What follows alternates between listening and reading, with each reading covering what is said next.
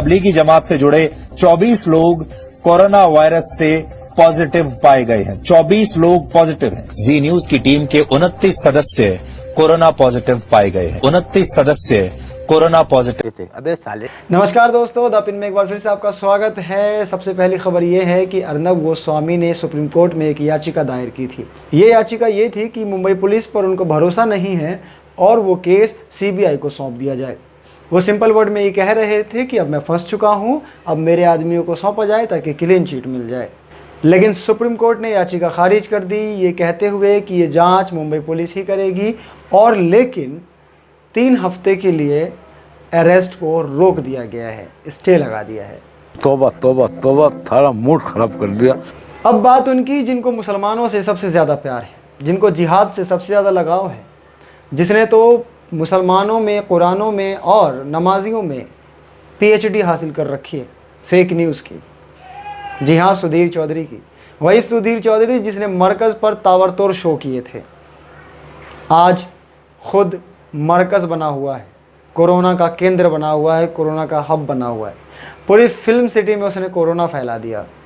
जी news के दफ्तर में, यानी सुधीर चौधरी के दफ्तर में 28 लोग कोरोना पॉजिटिव पाए गए। और ये सब कैसे हुआ? सुधीर चौधरी की गलती की वजह से। उसने तमाम कानूनों का उल्लंघन किया।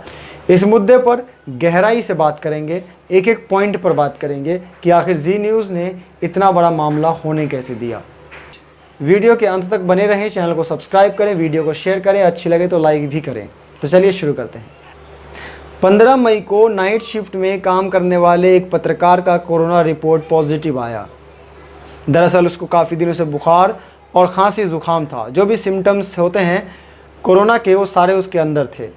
उसके बाद उसने ख़ुद के पैसे से टेस्ट करवाया और वो पॉजिटिव आया, जिसकी जानकारी उसने जी मीडिया के ऑफिशियल व्हाट्सएप ग्रुप में शेयर की, जिसके बाद हड़कंप मच गया। आनन फानन में सभी लोगों को ट्रेस किया गया। कुल 51 लोगों को ट्रेस किया गया, 51 लोगों को चिन्हित किया गया, उनका टेस्ट करवाया गया और उनमें से 28 पॉजिटिव आए। 15 मई को जब पहला ही कोरोना पॉजिटिव केस सामने आया था, उस दिन भी सुधीर ने अपने शो में तो ऐसे देशभक्ति और तमाम चीज़ों से जोड़कर वाहवाही बटोरने की कोशिश की, लेकिन दफ्तर में उन्होंने कर्मचारियों को सीधे इशारा किया कि सारे लोग रोज़ाना दफ्तर आए, महज एक केस को बहाना मत बनाएं। सभी कर्मचारी चाहते हैं कि उनका टेस्ट हो जाए और सबको वर्क फ्रॉम होम की अनुमति मिले। लेकिन सुधीर चौधरी ने सबको धमकी दी कि आज के बाद मैं खांसी, बुखार, जुकाम का बहाना नहीं सुनना चाहता। तुम्हारा जो बुखार जुकाम है वो ठीक हो जाएगा, लेकिन बाकी चीज़ें ठीक नहीं हो पाएगी, ध्यान रहे। अबे साले। सुधीर चौधरी के अलावा जी मैनेजमेंट का रवैया भी पूरे कोरोना प्रकरण की गंभीरता को लेकर लापरवाह रहा। जी मीडिया के सीईओ पुरुषोत्तम वैष्णव ने भी 18 मई को वीडियो कॉन्फ्रेंसिंग के जरिए सभी को दफ्तर से ही काम करने के लिए कहा।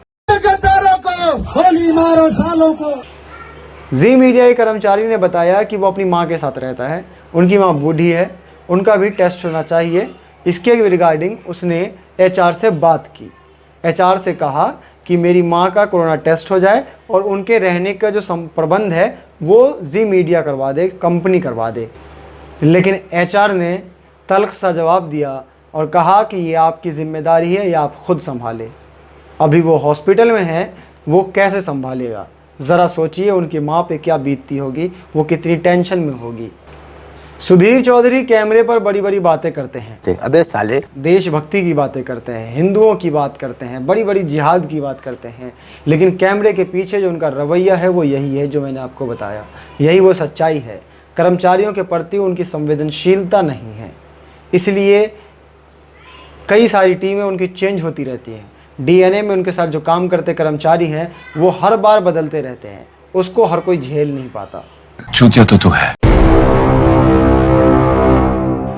जी प्रबंधन और सुधीर चौधरी ने एक और कानून तोड़ा, और ये कानून ये था कि 3 मई को तीसरे चरण लॉकडाउन की शुरुआत होनी थी। इसमें सरकार ने आदेश दिया था कि कोई भी कंपनी 33% स्टाफ के साथ काम शुरू कर सकते हैं। लेकिन 1 मई को सुधीर चौधरी ने एक आदेश जारी किया।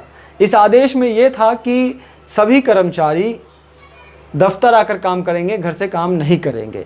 मतलब वर्क फ्रॉम होम ख़त्म कर दिया गया, दफ्तर आना अनिवार्य कर दिया गया। लेकिन सुरक्षा के कोई इंतज़ाम नहीं थे। ये दफ्तर बिल्कुल आम हो चुका था। यह अपने आप में चिंताजनक है कि जब ज़्यादातर मीडिया संस्थान वर्क फ्रॉम होम और अन्य वैकल्पिक तरीकों से काम कर रहे हैं, तब सुधीर चौधरी ने 33% का नियम तोड़ते हुए 100% यानी 100% कर्मचारियों को दफ्तर आने का फरमान जारी किया और वहां सुरक्षा के उनके लिए पूरे इंतज़ाम भी नहीं किए गए।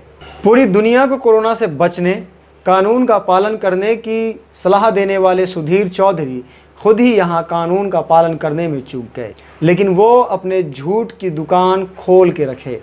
18 मई को उन्होंने ट्वीट किया और ट्वीट में कहा कि ये सब पेशेवर लोग हैं जो दफ्तर में आकर काम करते हैं, इनको घर से काम करने की इजाज़त थी। क्या इसके बाद हैशटैग चलाया जा सकता है कि कोरोना जिहाद है, वो भी जी न्यूज़ के दफ्तर से? वैसे भी जी न्यूज़ का जिहाद से एक ख़ास ताल्लुकात है। कुछ भी जी ग्रुप के एक अन्य चैनल वियॉन चैनल के बिल्डिंग से अब जी न्यूज़ का संचालन किया जा रहा है। फिल्म सिटी में जी न्यूज़ के बिल्डिंग में 4थे फ्लोर पे जो जी न्यूज़ का ऑफिस था, दफ्तर था, उसको पूरी तरह से सील कर दिया गया है और सभी लोगों को क्वारंटाइन कर दिया गया है जो भी इनके संपर्क में आए थे और कोरोना नेगेटिव आए हैं। यह भी विडंबना है कि निज़ामुद्दीन में तबलीगी जमात के मरकज़ का मामला सामने आने के बाद जी न्यूज़ और सुधीर चौधरी ने न सिर्फ उस पर लगातार शो किया बल्कि उसकी आड़ में पूरे मुस्लिम समुदाय को कटघरे में खड़ा किया। अब जब कोरोना का हॉटस्पॉट बनकर जी न्यूज़ उभरा है तो उसके खिलाफ सोशल मीडिया पर ट्रेंड हो रहा है कि उसके खिलाफ कार्रवाई हो और उसे बंद कर दिया जाए। अरे हम तो फकीर आदमी हैं, झोला लेके चल पड़ेंगे जी। कानूनी प्रबंधन की मांग तो हम भी करते हैं। इसने लॉकडाउन का उल्लंघन किया, इस पर सख्त से सख्त कार्रवाई होनी चाहिए, जो कि जी मीडिया भी दूसरों के लिए करता रहता है, तो आज हम उनके लिए करते हैं। संबित पात्रा के नौकर नहीं है आप। बाकी हम उनके लिए दुआ करते हैं जो पॉजिटिव आए हैं वो जल्द से जल्द स्वस्थ हो और फिर से अपने काम पर लौट जाएं, फिर से अपनी नॉर्मल ज़िंदगी में लौट जाएं, क्योंकि हम वो नहीं करेंगे जो जी करता है, जो सुधीर चौधरी करता है। हम इंसानियत के रूप में, इंसान के तरीके से इंसानियत दिखाएंगे।